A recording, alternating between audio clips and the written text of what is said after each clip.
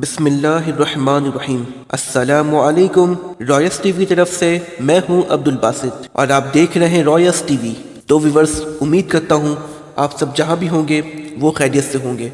तो नाज़रीन किराम, prime minister Imran Khan elect हो गए हैं दोबारा, या फिर दूसरे लफ्ज़ों में कहा जाए कि वो बच गए हैं। इमरान खान पहले से ज़्यादा वोट लेकर कामयाब हुए और इमरान खान ने कौमी असम्बली में मुख्तसर सी तकरीर भी की। उन्होंने कहा कि मेरे सब्र का पैमाना लबरेज हो रहा है। मैं 2.5 साल बहुत सब्र करता रहा, मैं चुप करके चीज़ें बर्दाश्त करता रहा। अब इनका असल में इशारा था 2.5 साल जो अदलिया और नैब जो लोगों को छोड़ती रही और नवाज शरीफ मुल्क से बाहर चले गए, उन्होंने क्लियर अवाम को बता दिया मैं करूं तो क्या करूं।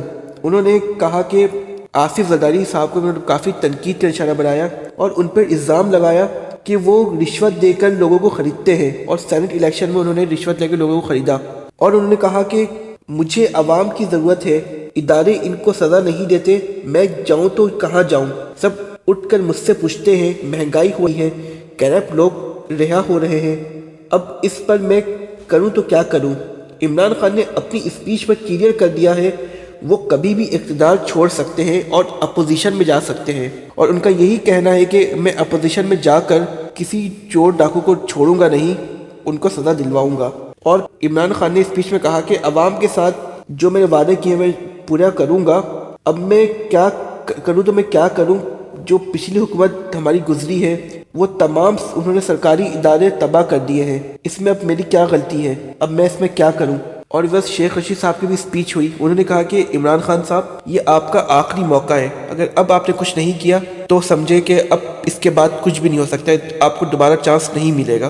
क्योंकि वर्ष जो सेनेट इलेक्शन हुए हैं उसमें इमरान खान साहब कह रहे हैं कि 16 जो लोग हैं उन्होंने वोट नहीं दिया, वो बागी हो गए। लेकिन ये जो फिगर जा रहा है ये कम से कम 22 से 30 लोग तक ये फिगर जाता है जो बागी हुए हैं, जिन्होंने इनको वोट नहीं दिया।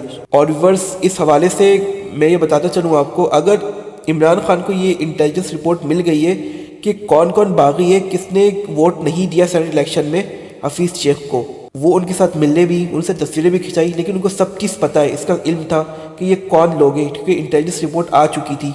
इनकी स्पीच वज़ीर-ए-आज़म जो हफ्ते को उन्होंने एतमाद को वोट दिया उससे पहले उनको सब चीज़ पता था कि इसने पैसा वो ये बागी हुए हैं, इन्होंने धोखा दिया है।